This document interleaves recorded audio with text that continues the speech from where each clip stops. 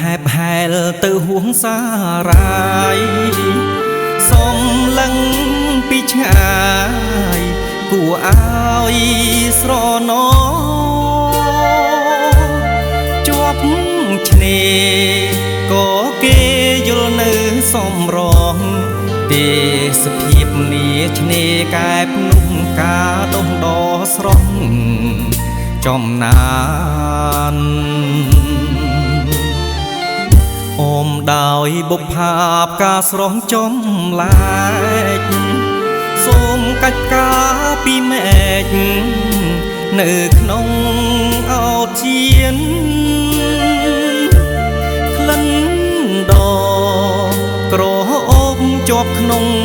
ប្រាណនឹកមកមេរំពេចង់បានកលយានមករួមវិស្នាជុំលោនាឆ្នេរកែបអមដោយចុងស្រ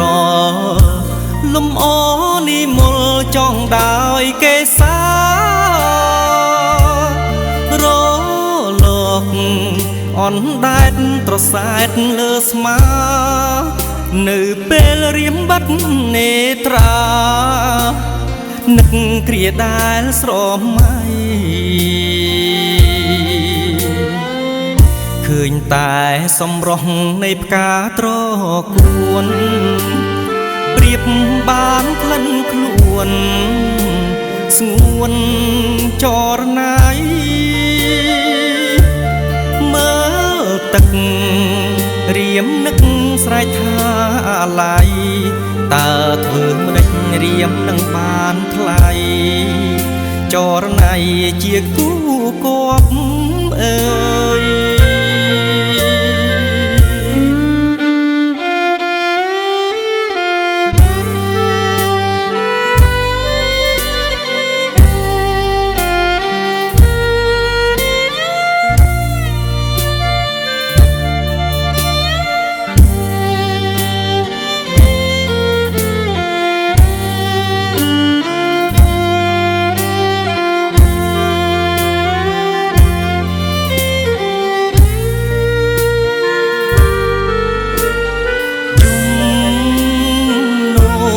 ឆ្នេរកែប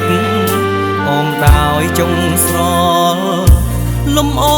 និមលចងដោយកេសារលោកអនដែតត្រសែតលើស្មានៅពេលរៀមបាត់នេត្រានឹកគ្រាដែលស្រមៃឃើញតែសម្រស់នៃផ្កាត្រកួនប្រៀបបានក្លិនខ្លួនស្ងួនចរណៃមើលទឹករៀមនឹកស្រែកថាអាឡ័យតើធ្វើម្ដេចរៀមនឹងបានថ្លៃចរណៃជាគូគប់